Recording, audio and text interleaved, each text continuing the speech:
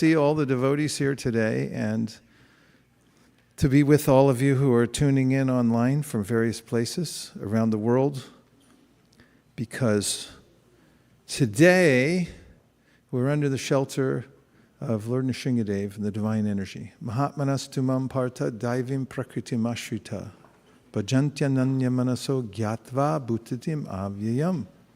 The devotees relish taking shelter of Krishna, and therefore they don't experience the material world like others. Just like a little fish. It's surrendered to the water, and therefore it can swim even in a very violent tide without being disturbed. Have you noticed that? Little fish? But if an elephant goes in, it'll be swept away. So, no doubt, we're in a precarious situation in the material world. It's like an ocean. However, as we take these special days, like Nrishinga Chaturdasi, to recommit ourselves to Lord Nṛsiṁhadeva and Lord Krishna, and remember Him, then we'll feel that shelter and we'll feel relief. Do you all feel relief by being in here? Hare Krishna. So we're going to have Krishna Katha, Nrishinga Katha, and we're also going to have a little kirtan. So we'll start off with some kirtan. And if there's anything I'm supposed to do or say, in the meantime, let me know. Is there? Okay, I saw you smiling. I thought maybe I'm supposed to do something. The story of Lord Nṛsiṁhadeva begins with the Kumaras going to Vaikuntha and not being treated well at the door. Jai Shri Shri Radha Madan Mohan Ki Jai. Jai Shri Shri Lakshmi Nṛsiṁhadeva Ki Jai. Śrīmad-Bhāgavatam Ki Jai. Shri Shri Panchatattva Ki Jai. That's why we should always have a good greeting station outside. Don't offend anybody, you don't know who they are. Because that's the mistake Jai and Vijay made. They thought, who are these kids coming here? It turned out they were great sages, so we never know. That's why Krishna says in the Bhagavad Gita that a pundit, a wise person, is somebody who shows respect to everybody. Because he or she sees that the spiritual soul's there, therefore knows how to respect each living entity. In fact, that's the sign of an advanced person, Krishna says. Actually, Kavi Yogendra says in the 11th canto of the Śrīmad-Bhāgavatam, Ishvare taradineshu balisheshu du satsucha prema maitri kipopeksha ya karoti samadhyamaha. He shows respect to different classes of people, and some people he leaves alone. So when the Kumaras were mistreated, they gave a curse. That's why they call it precursor. Because in all circumstances you'll find in the Bhagavatam, in fact the Bhagavatam itself is based on the precursor of Shringi, who utters a curse, and the vibration is very powerful, even though it seems like a punishment, actually, when it comes from devotees. It ends up being an opening for us to advance in Krishna consciousness. And in this case, it was the desire of the Lord to enact His Leela, because He can't fight with normal people here in this material world. He fights and enacts His pastimes. Maya javani kachanam ajnadhoksha jamavyayam nalakshase mudadrisha nato natya daroyata. He plays like an actor on a stage. And for that, He needs actors that are in His same troupe, not outsiders. So He needed Jai and Vijay, and they had the choice, taking 7 births as devotees in the material world, or 3 births, come back quick, as demons, and they chose the latter. And they became Jai and Vijay. Actually, Jai and Vijay became Hiranyakashipu and Hiranyaka, and then Ravana Kumbhakarna, and then Dantavakra and Shushupo. 3 different births they took, and in each one of them, they were vanquished by Krishna, which is a blessed kind of a death. So, when Hiranyakashipu began his austerities, he did it with a vengeance in mind. His brother, Hiranyaka, had been killed by Varahadev, slapped him upside the head and killed him with his lotus hoof. And Hiranyakashipu gave solace to his family. You can see through the Leela how Jai and Vijay are playing these roles, because Hiranyakashipu himself instructed his family about how to process the death of Hiranyaka, who was a favorite in the family, and he had just been killed. So he told them that actually all of us are just travelers here in this material world. We're passing through. Just like travelers sometimes go to an inn and they sit down to have some refreshments together and they chat and they make friends. Like I heard somebody the other day on the airplane yakking away about, I do this and I do that. He only talked about himself. He didn't let anybody else say anything. And then they get up and they go their separate directions. They never meet each other again. He said, that's our families here in this world. Stay for some time. We think it's a big deal. And he told them other stories to help them detach from the material world, like the story of Suyagya, the great king, who had fallen in his last battle on the battlefield, biting his lip out of valor. His limbs were broken. His black hair was ashen because of the dust from the battle. And his queens held on to his body, and they wailed as the sun was going down, which was very inauspicious because it was time for the body to be cremated, and they wouldn't let go of it. Sound familiar? Paramedic for 20 years, he's seen it all. And then Yamaraj, hearing this wailing and understanding the discordant situation, came in the form of a 5-year-old boy and gave his company to these begrieved wives of the king. He asked them, why you're crying? They said, our husband the king is dead and gone. He said, I think you're mistaken because he's right here. And they said, no, he's dead, he's gone. He said, not gone, he's right here. He has the same legs, same hands, everything's same. I don't see any difference. And they began to think, and he said, actually, you never saw your husband. You mistook the body to be him.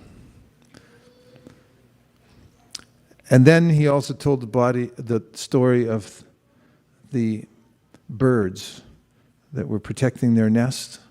And then one day, the 2 birds went out to hunt for their babies. And when they came back, a cruel hunter had encircled the nest full of little baby chicks with his net and captured them.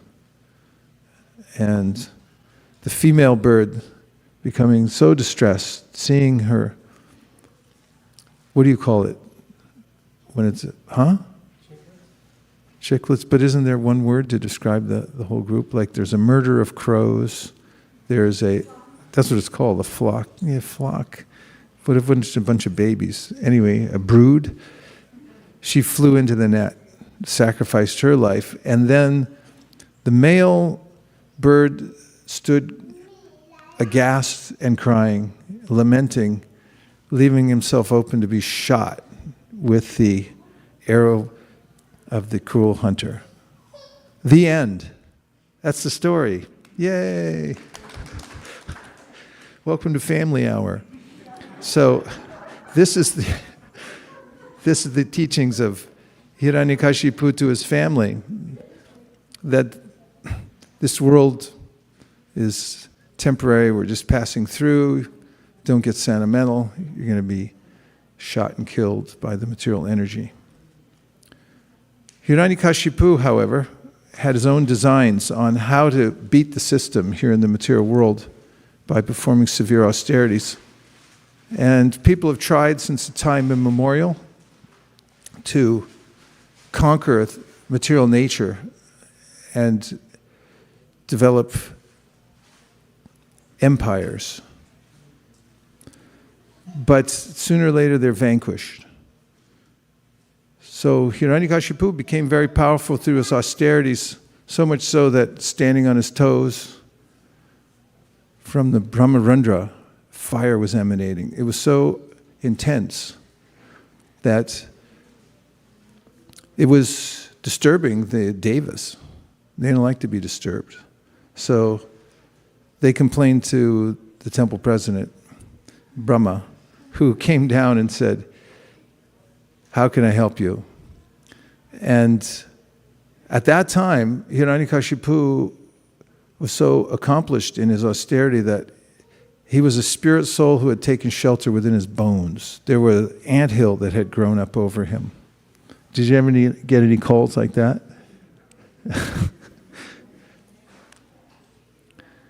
And with this kamandalu, Brahma poured some nectarian water on the frame of Hiranyakashipu and restored his body.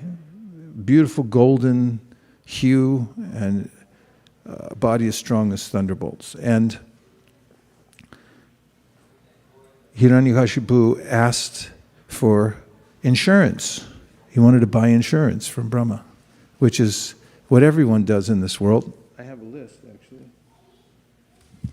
There's home insurance, flood insurance, earthquake insurance, not very much, auto insurance, fire insurance, health insurance, dental insurance, but not very much, corporate insurance, unemployment insurance, a lot, whole life insurance, universal life insurance, term insurance, travel insurance, renter's insurance, mortgage insurance, flight insurance, credit insurance, cancer insurance, short-term medical coverage insurance, body parts insurance for athletes,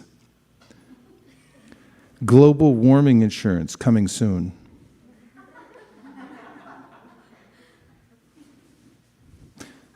Hiranyakashipu wanted a complete policy from Brahma. All of these and many, many more.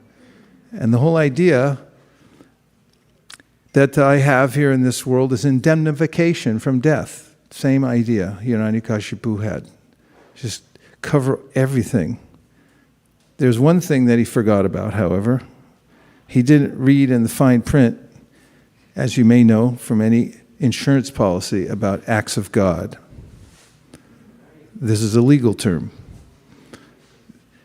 Insurance doesn't cover acts of God. Of course, somebody will argue with me, no, I can give you insurance that covers acts of God. But Hiranyakashipu didn't think of that one. Maybe that's why we have it nowadays. And Brahma gave him all these benedictions. He ticked off all the boxes that he thought were giving him complete safety from losing his power. Everyone wants power.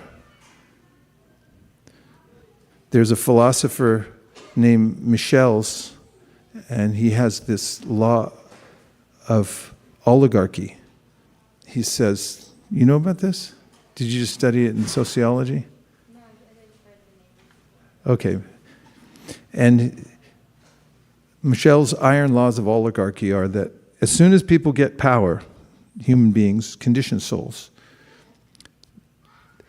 then they use all their resources to stay in power instead of doing what they're supposed to do. So Hiranyakashipu used everything he had, his intelligence and his austerities, to stay in power. And to get power, first of all, through his austerities, and then to stay in power, he wanted an ironclad policy, which Brahma granted him. Back then, just by speaking it, it was enacted. Didn't have to have it notarized or signed by anybody. It was done. And Brahma gave him these benedictions. So then Hiranyakashipu went about terrorizing everybody because he was a demon. And he trampled on everybody's rights. He didn't let the Gandharvas sing. He didn't let the Apsaras dance. The Kimpurushas were harassed by him. Everybody in the universe, every class of being, and we know this because after Hiranyakashipu, sorry to, spoiler alert, he gets killed. But after he's killed, all of the residents of the universe come before Nrishinghadeva and offer prayers. And they all talk about how Nrishinghadeva, about how Hiranyakashipu rather, had ruined their lives. He took away all of their service. Whatever service they were doing, he took it away. He wanted to do it all himself. And he disallowed any of them to do any of the kinds of activities that they're normally accustomed to. So he disturbed the whole universe. And he then went on with his life, Hiranyakashipu, and he had a son. Of course, when the demigods found out that his wife was pregnant, they wanted to commit infanticide because they reasoned that if Hiranyakashipu was bad, then the baby that would come out of that womb would be maybe carrying on the dynasty, maybe even worse than Hiranyakashipu. So they took away his wife while Hiranyakashipu was away, and they intended to keep her in custody until she gave birth, and then they would kill the child. But Narada apprehended them and said, actually, this child in the womb is a great devotee. And Prabhupada mentions there that they accepted it because it came from Narada. You know, there's a mystic power. This is mentioned in the Yoga Sutras. If you always tell the truth, you're avowedly truthful, and you stick to that always, your words become so powerful that everyone believes you when you say something. And you can do a lot of good that way. So Narada's like that, and when he said that it's a great devotee, they believed him. So Prabhupada said, this is parampara. When an authority who's unassailable gives an instruction, then those who are faithful understand it and they carry it out. Today's a special day. It's a welcome. It's a day of, there are many different days that we celebrate here. It's kind of special because we haven't been in this room for very long, for a long time together. And today is a day when we're celebrating one of the avatars of Krishna. Krishna is a name for God, means all attractive. And the avatars means, an avatar in general means one who descends. We're in a world in which we're practically helpless, according to our teachings. And God comes from time to time, sends his representatives also to the world. And when they come, when God comes to the world, it's called avatar, which literally in Sanskrit means one who comes from a higher level and descends to a lower level to give us help. Does that sound like a good idea? Yeah. If so, please say, I need help. You got to put a little more into it. Yeah, that's all there is to it in any spiritual process. If you admit, I need help. I'm not God. There is a God, I'm not him, and I need help. Those are basic premises that will empower you on your spiritual path. So today is a day when one of the avatars appeared many thousands of years ago. And on our calendar, we mark these days and we have a special celebration. We are monotheists. We don't believe in many gods. There is one God. But just as we have many names, like, anybody here have a nickname? Huh? Mona. It's Monisha. Some people call her Mona. And anybody else? So we could start calling you by your nickname. Some people call you son, other people call you brother. There are a lot of different names that we have according to our relationship. God has many different relationships that he extends to us in the world, and therefore there are many different names. But he's the same person, and he avails himself in different ways to his devotees in the world. Just giving a primer of our philosophy, since you so kindly came. The avatar that appeared on this day is called Nrishinghadeva. So Nri means human and Shringa means lion. So Nrishinga means half man, half lion. And I'm just partway through the story of why he appeared. So, Hiranyakashipu was about to have a son. The demigods apprehended the wife of Hiranyakashipu. They intended to do away with the son right after it was born. But Narada, the great saint, informed them that actually it was a saintly person within the womb. So Narada took the wife of Hiranyakashipu to his ashrama and gave instruction to the child within the womb. So this is an important point because transcendental sound vibration penetrates anywhere. And listening from within the womb, the baby, Prahlāda, imbibed the teachings of Narada, who became his spiritual master. And after he was born, it was evident that he was saintly. His father, however, was not so much. That's why he's called Hiranyakashipu. He was interested only in getting comfortable in the material world. So, Hiranyakashipu, like any good father, was extremely happy to have a son named Prahlāda, and he named him Prahlāda, and he sent him off to learn how to be just like him, like many fathers do. And after some time, he had his teachers named Kṛṣṇa and Kṛṣṇa. They were really high-class teachers who knew how to teach well, and they knew all the stuff that Hiranyakashipu wanted the son to know. Brought Prahlāda, little boy, when he was about 5 years old, to meet his father after school one day. And his father very affectionately said to him, "What's the best thing that you've learned in school?" Kind of like Vrindavan Priya does here. He asks the kids. He's not here. I was just remembering. He always asks, "What do you like best about ISB?" So his father said, "What do you like? What's the best thing you learned in school?"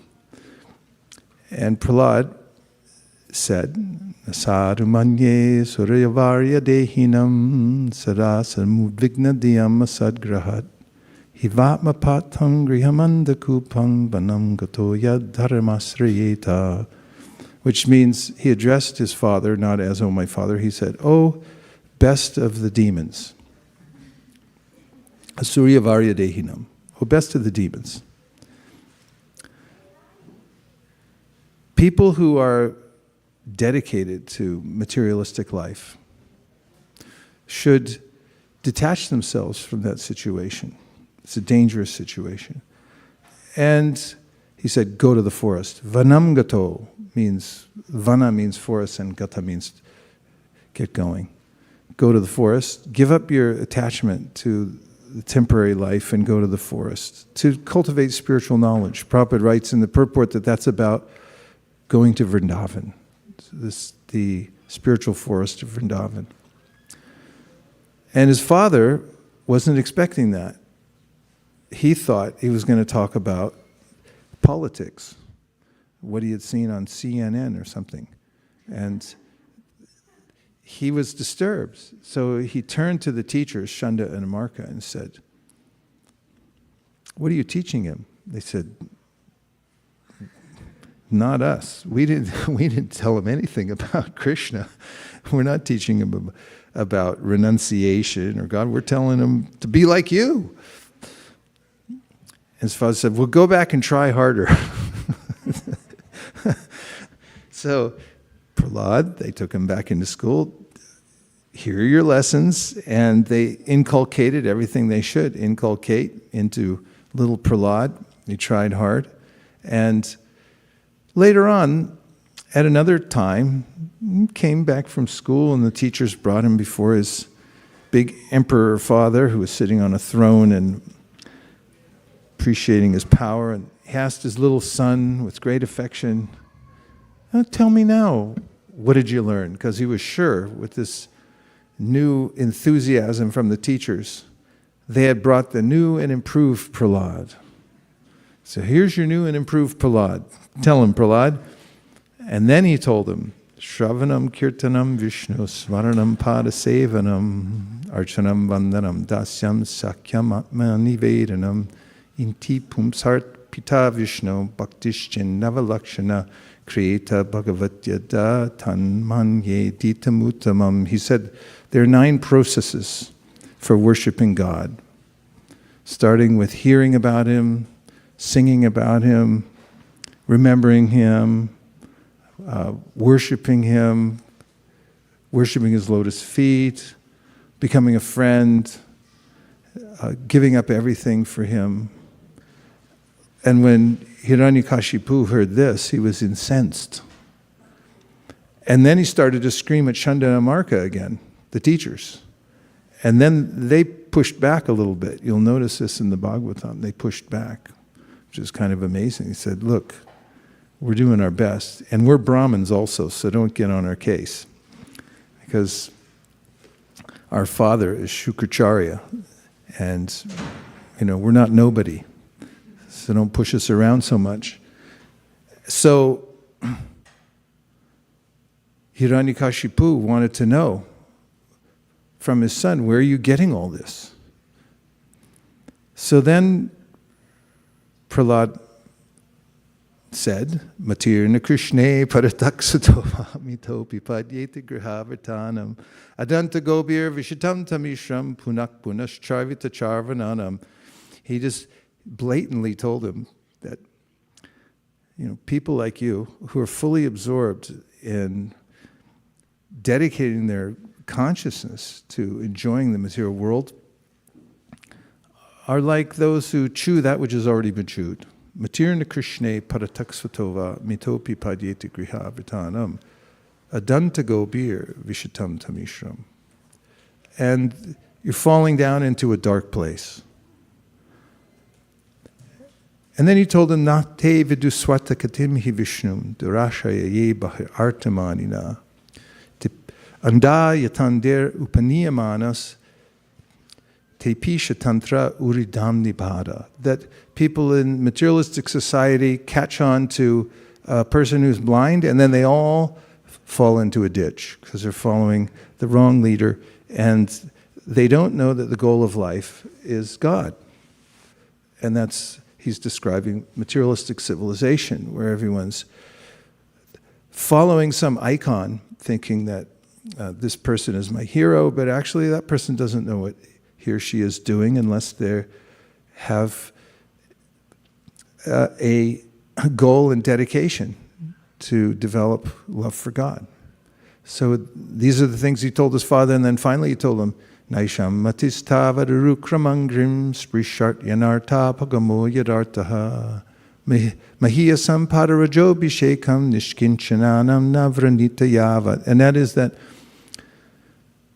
the only way that you can actually make advancement in spiritual life is to connect yourself with a very advanced saintly person and learn how to do service.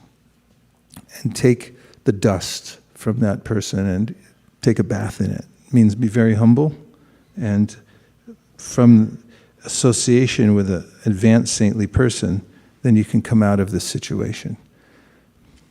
Well, on a scale of 1 to 10, 10 being Hiranyakashipu loved these verses, and 1 he was, and 1 not so much. Where do you think it was? Like a 1, right? Yeah. So, and then Hiranyakashipu actually, the origin of child abuse in the universe, he tried to kill his child in many ways, but Prahlāda was protected. Krishna protected him. Every time that his father tried to kill him, he protected him. Then Hiranyakashipu became worried because he thought, here's somebody that's as powerful or more powerful than I am, because I tried hard to get my powers, but this little boy is 5 years old, seems tender, innocent, but I can't kill him. And he won't bend to my will like everybody else. This Prahlāda was dedicated to God, and he was being protected. And this is an important point that Krishna makes in the Bhagavad Gita. He says, Ananyas chintayantamam ye jana paripasate tesham nityabdyuktanam yogakshemam bahamyaham. And that is, if you give your heart and soul to me, Krishna says, absorb your mind in me, serve me in all ways, then I'll carry what you lack, and I'll preserve what you have, and I'll do it personally. And this is a profound realization for those who inch into the process of worshiping God and then realize step by step that really Krishna's controlling everything and taking care of every living entity anyway. But for devotees, or those who are fully dependent on him and fully thinking of him and worshiping him, he reaches out his personal hand in their lives and takes care of them in many different ways, in all ways. So Hiranyakashipu was concerned. He couldn't kill his son. And then he finally challenged him. And was with his personal sword. He had deployed others, his surrogates, to try to kill Prahlāda previously, but now he was going to do it himself. He had a little more confidence in his own strength. So Prahlāda was standing before Hiranyakashipu, and Hiranyakashipu asked him, where is this God that you say you're taking shelter of? And Prahlāda said, oh, he's all-pervading. I see him everywhere. And then Hiranyakashipu said, then, is he in that pillar? And there was a pillar in the palace. And Prahlāda said, yeah, he's in that particular pillar. I see him. Because devotees, premanjana churita bhakti vilochinena, they're able to see God within their heart, and ekopyasora charitum jagarandakoti. And they see him in every atom, because Krishna reveals himself to his devotees. He's always present before them. And Hiranyakashipu then, in a challenging mood, with his sword, attacked the pillar to show his prowess, as if by attacking the deity that he'd actually be able to harm the deity and so forth. So he said, if he's in this pillar, and the pillar cracked, and that's when Nrishinghadeva, the avatar of Krishna, who came as a half-man, half-lion, very fearsome form, came bursting out of, he burst out of the pillar. And then a fight ensued, because Hiranyakashipu, still thinking that I have some chance, began to fight with Lord Nṛsiṁhadeva. And you know how cats play with their prey? You do? You've seen it? Catch a mouse, let it go, catch it again, let it go, catch it again. You're there half an hour ago. It's like, come on, either eat it or not, but they play. So Nrishingadeva's half lion. So he was fighting with Hiranyakashipu, and he let him go. And the devas, these are empowered beings in the universe who are watching this fight, became frightened because they thought, oh, whoever this fearsome form is, they weren't even sure it was an avatar, they didn't know who it was fighting with Hiranyakashipu. They thought maybe Hiranyakashipu has got the upper hand and he escaped. It's like one of those championships where at the last minute, you think the team's going to lose, and everyone's like, oh my God, I'm going to lose my life. So they were watching like that on the edge of their clouds, and they were afraid because they had something to lose. So, which was their freedom, because they actually wanted to see Hiranyakashipu killed. And then they reasoned that now Hiranyakashipu saw us cheering on Nrishinghadeva, and now if he loses, if Hiranyakashipu wins and Nrishinghadeva loses, then he's going to come on, he's going to be twice as harsh as he was before. So they were very worried. So then Nrishinghadeva, in this iconic pose, grabbed Hiranyakashipu, stretched him across his lap, and bifurcated him with his sharp nails. And, well, there's more to that. It's a little gruesome. But this is family hour, so I won't go into it.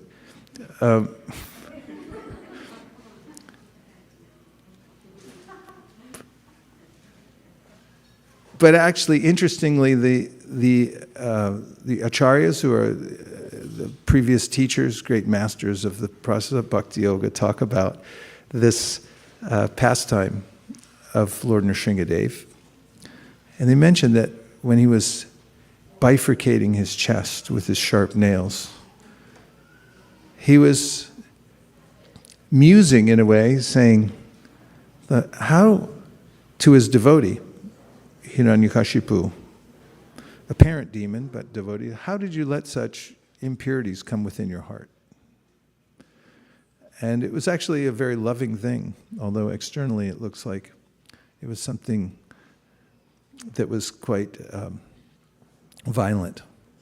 Of course it was violent, but it was a purification. Oftentimes the reversals of fortune we have in this world that seem to be the end of the world or seem to be something disruptive of our lives.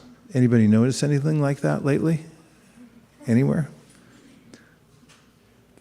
It's constant. But for those who have this faith that everything's moving by Krishna's arrangement, and even the missteps or the reversals of fortune are his arrangement for me. Those are the great souls. So, in killing Hiranyakashipu, Lord Nṛsiṁhadeva kept intact his entire insurance policy that he had made with Brahma. Because although he had received the boon that he wouldn't be killed by any weapon, you can't consider nails really a weapon. They're not registered as weapons anywhere, nails. And he said, I won't be killed inside or out. But he wasn't killed either inside or outside because he was on the threshold of the palace. It's like not even the veranda, just outside the door, but not outside all the way. Then he said, I won't be killed by any man or animal. So he wasn't man or animal, he was a combination of both. And I won't be killed at day or night. And I read up on it in twilight. Actually, twilight's in the morning. I never knew that. After 65 years, I didn't know that. So actually, the evening time, the last hour before sunset's called golden hour. I think photographers came up with that, right? In any case, it wasn't day or night because it's a sandhya, or the in-between time between day and night, that he was killed. Just around now. Huh? Yeah. But I couldn't find that dusk was anything but synonymous with the sun going down. I was looking for an actual demarcation, or a name of the demarcation before it goes down. Just like before the sun comes up, there are various levels of light that come up. It's called twilight. Come on, you know everything. All right, so it was at a junction, the junction between day and night. It wasn't in the day or the night. So Krishna is intelligent, the most intelligent. He can keep intact whatever kind of ideas I have for my safety or indemnification from the laws of nature that I make in this world will be somehow rather breached by the power of the material nature, what to speak of by Krishna himself personally, as in the case of Lord Nṛsiṁhadeva. So after he's killed, Nṛsiṁhadeva is still angry. Why is he angry? Because someone attacked his devotee. So Krishna's the devotee of his devotee. And Prahlāda Mahārāja then, well, first of all, as I mentioned earlier, all the residents of the universe came forward to offer their prayers to Nṛsiṁhadeva, one after another, different groups. But he was still angry, he wasn't pacified. So Brahma, the chief demigod in the universe, pushed Prahlāda forward, just a 5-year-old boy, said, "You offer prayers, he came for you." So Prahlāda then, in these beautiful and notable prayers that are there in the 9th chapter of the 7th Canto of the Śrīmad-Bhāgavatam, began to pray to Nṛsiṁhadeva, and he starts off by saying, "What can I say? I'm just a boy." And after all of these devas who are fluent in Sanskrit and are highly learned, they're Brahminical, it means they're in the highest level of existence in the material world. They offered prayers and you weren't pacified. What can I say? And then he remembered Gajendra, who was an elephant, who had pleased the Supreme by his simple prayers, helpless, in a state of helplessness, and called out to him, and he remembered Gajendra. So then he said, if I'm just sincere and I try to pray, then maybe I can do it too. In fact, he's not maybe, he said definitely it can be done. Then there's a series of prayers by Prahlāda Mahārāja that are very important, in which he describes, one of them, just as an example, is that he said, why would I want to try to hold on to this world when I already saw that the most expert materialist I've ever seen in my life, or anybody's ever seen for that matter, my father, Hiranyakashipu, lost everything in the blink of an eye. And I have no confidence in trying to enjoy the world at all. And so I'm going to dedicate myself to service to you. So after these prayers, Nrishinghadeva then said, I want to give you a benediction. Please take a benediction. Prahlāda said, I'm not a merchant. I don't worship you because I want anything in return. I'm not a vanik, which means, a mercantile person. They're into trade. It's like, I have this much, I give you, now you give me back. I put in $1, now later on you give me back 20. He said, I'm not like that. I'm your servant, you're my master, that's it. That's our relationship. I serve you just because I'm your eternal servant, you're my eternal master, and I don't want anything in return. And Nrishinghadeva said, no, take something, because I'm God, and I give benedictions, so you take. And Prahlāda said, no. not taking anything. Nrishinghadeva would say, you take. Finally, Prahlāda said, if you're to offer me any benediction, he asked for two things. He said, please make it so that within the core of my heart, there's no material desire whatsoever. That's the only benediction I ask. And please also save my father. This is the same father who just tried to kill him. And this is the heart of a Vaishnava. It's totally compassionate. And when he's asked for what benediction you want, he says, the benediction I want is that there's no material desires in my heart, only desire to serve you. That's all I ask for. So Prahlāda Mahārāja is the subject of the Seventh Canto. If you measure which topics are there in the entire lengthy Seventh Canto of the Śrīmad-Bhāgavatam, Lord Nṛsiṁhadeva makes a very short appearance. He just comes in, tears apart Hiranyakashipu, and that's it. But Prahlāda is featured throughout as a tender child, offering instructions to his classmates and also praying to Lord Nṛsiṁhadeva. These are memorable prayers which have been repeated over millennia. People remembering what is the basic entry-level standard for the process of Krishna consciousness or bhakti, or what we call devotional service. And that is, I don't want anything except to serve. I just want to serve Krishna and Krishna's devotees. And whatever I have for myself, it's only so that I can go on serving. And that's Prahlāda is the emblem of that.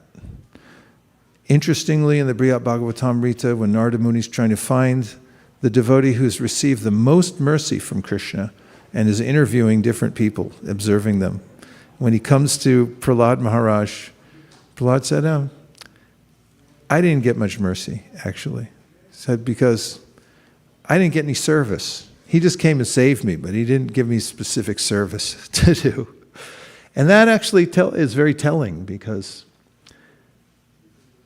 when you get service, then you can go on doing that eternally.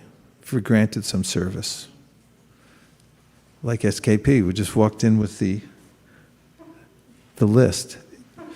Hare Krishna. We're fortunate because we've been given some service to do, and that's the greatest benediction that we can have.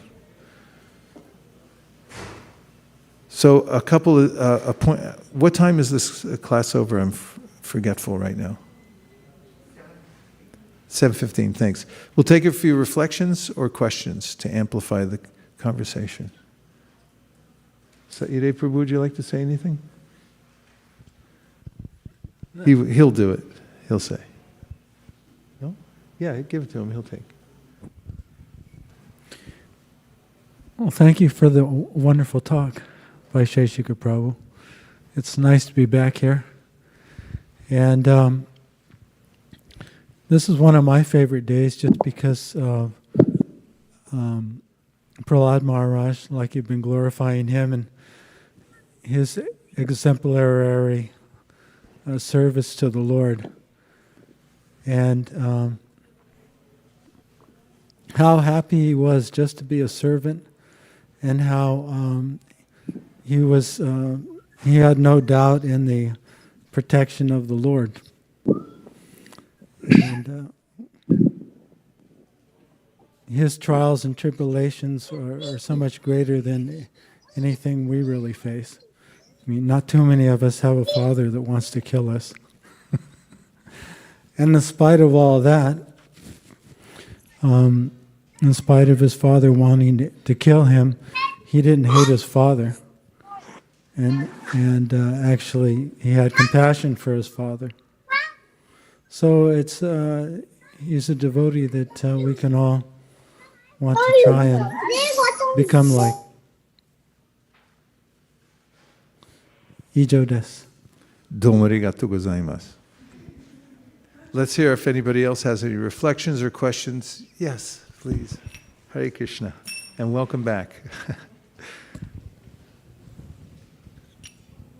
Hare Krishna. Thank you for such a nice class.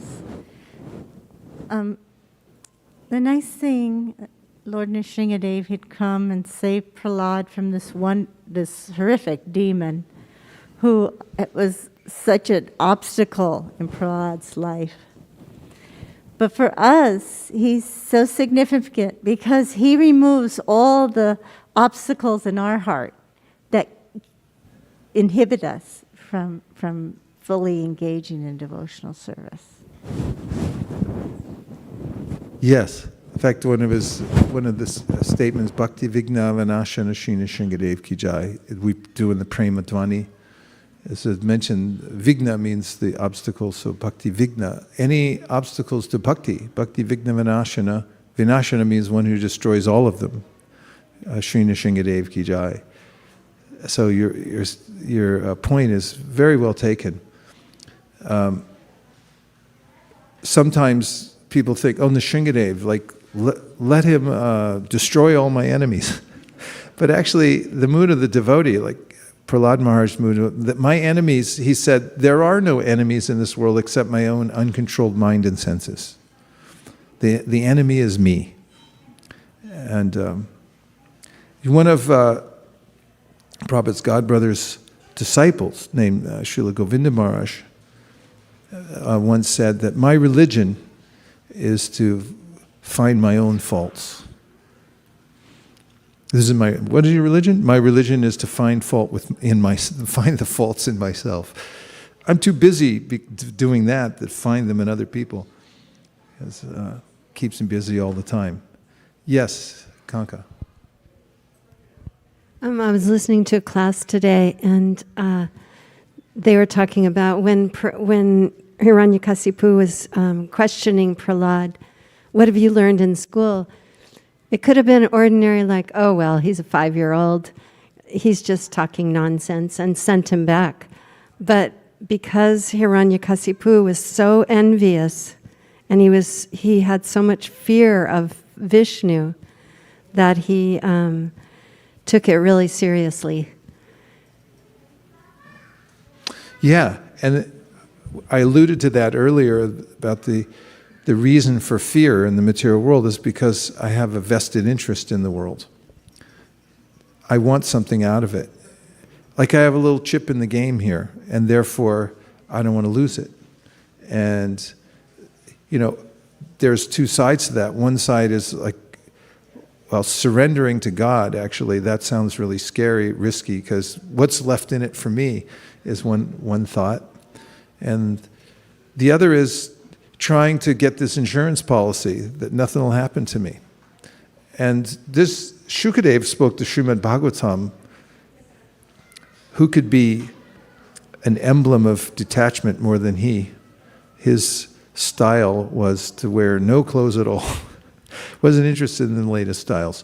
Had no interest in the material world. In fact, his father had to attract him back into the family by speaking the words of the Bhagavatam and so forth. And he says at the outset of the Bhagavatam, Deha patra kalatradeshu atmasainyus satsapi tesham pramotanitanam pashanapina pashati.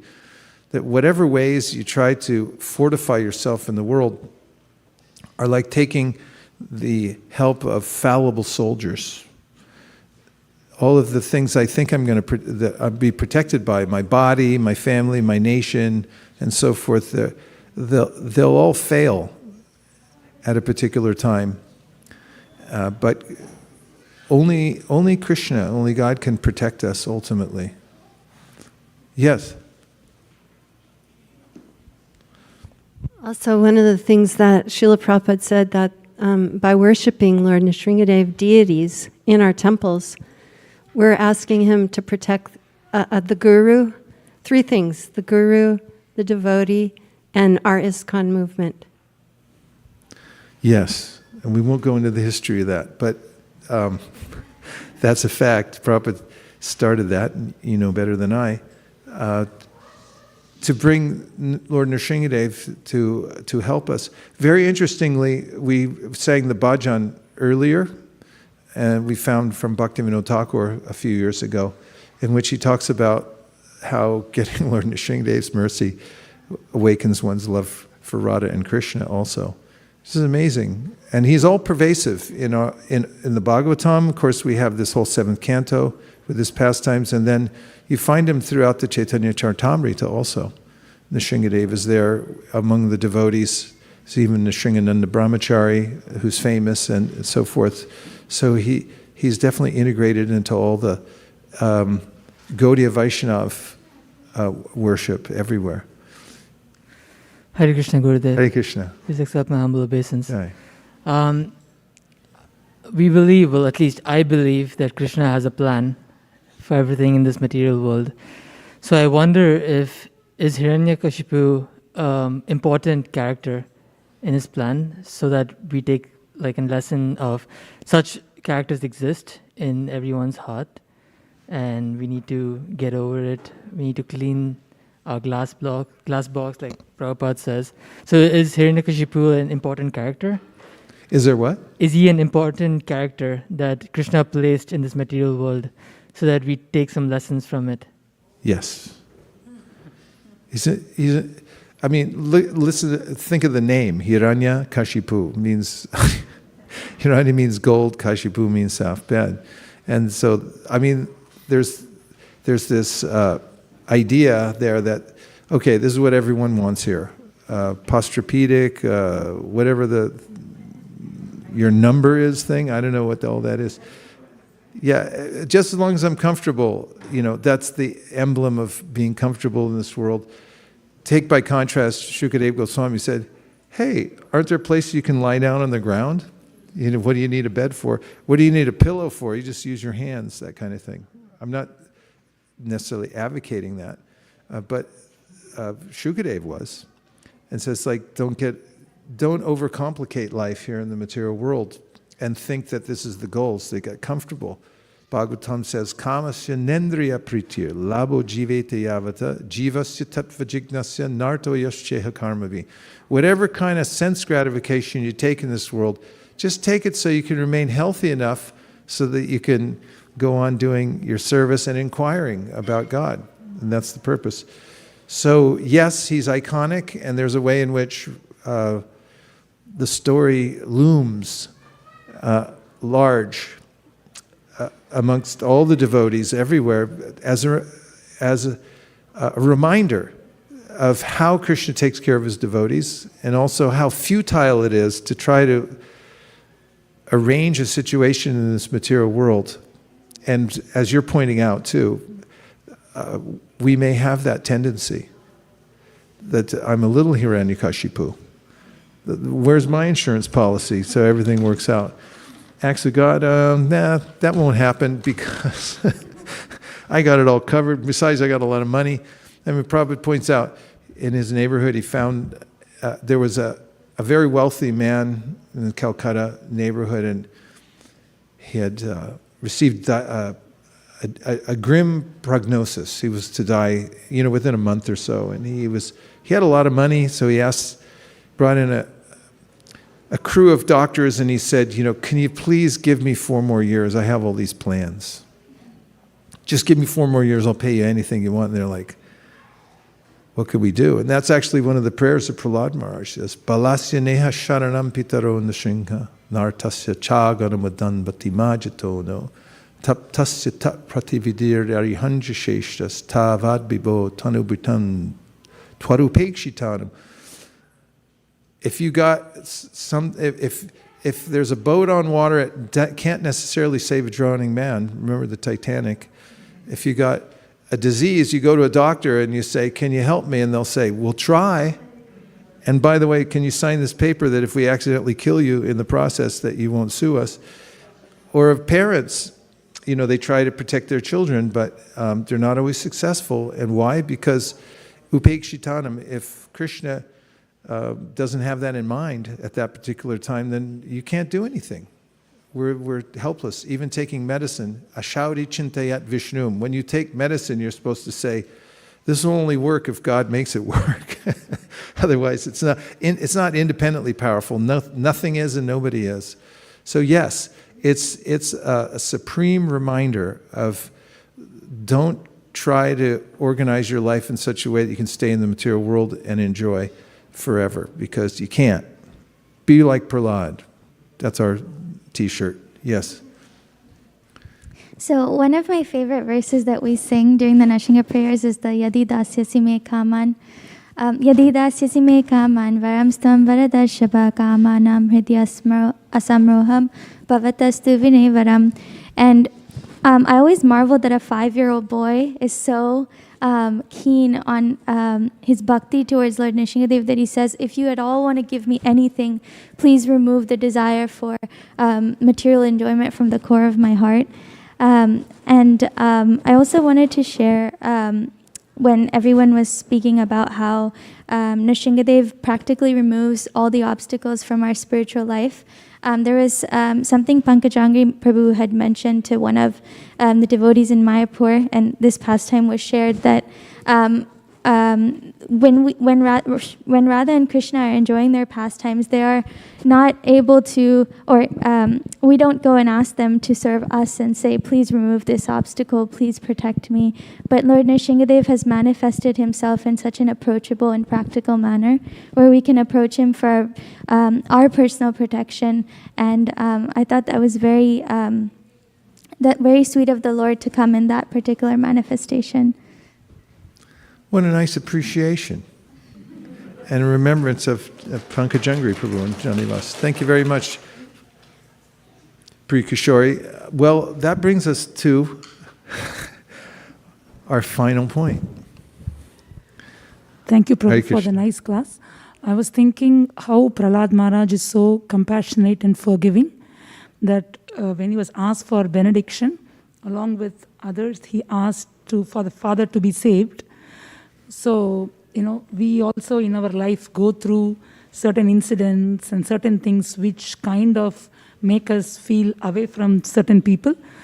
But then I was thinking we should learn to be more forgiving and compassionate towards everyone, because we are not the controllers, and whatever happened to us are all happening based on the plan of the Lord, and we are all just playing a little part here.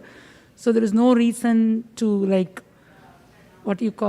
feel different kinds of feelings towards anyone in this world. Ultimately, everybody is doing their little part for me to learn something in this world. So we can learn from Prahlāda Mahārāja, I thought. Wow. Thank you. That was beautiful. Forgiveness is our superpower. Really, it's the ornament of the advanced person. It's a empowered ability. To be able to forgive actually requires very high realization and purified heart. And we see that in Prahlāda. And thanks for reminding us of how important it is to practice that and to see how everything's going on by Krishna's arrangement. Doesn't mean that there isn't some due process at some time. But that is, in other words, we're not just doormats and somebody will violate you or your family and then just say, I forgive you, it's no big deal. We can forgive simultaneously even while protecting and doing our best. We have to do that. And we also, if there is someone to be rectified, must be done also. It can be done with a forgiving heart, but it's done methodically nonetheless. So both things go on at the same time in a very practical way. Thank you. Thank you, everybody. And thank you to our elder friends who've come here all the way from Salt Lake City to enlighten the people of Silicon Valley, I hope. We need you here. Please work hard to help the people of our distressed city. Hare Krishna. Thank you. So now what we have is a ceremonial offering of results. See, we go around door to door also, We watch you guys. We follow you. And thanks, by the way, for the court cases that you've done in the past to help open up the whole world. So all of us have religious freedom. Don't think we don't appreciate it. Right now, we have we'll have a reading of the scores of the number of books and other kinds of things that we've distributed door to door and in other venues. We won't tell you where they all are because then we'll have competition. I'm just kidding. We'll tell you. And they're going to be read by our co-leader of outreach. This is Sri Krishna Purushottam. You see him right there? Right there. Meet our elders right behind you. Turn around. The elders behind you. The Mormon elders. Okay, thank you. They're called elders. So we can stand up somewhat socially distanced with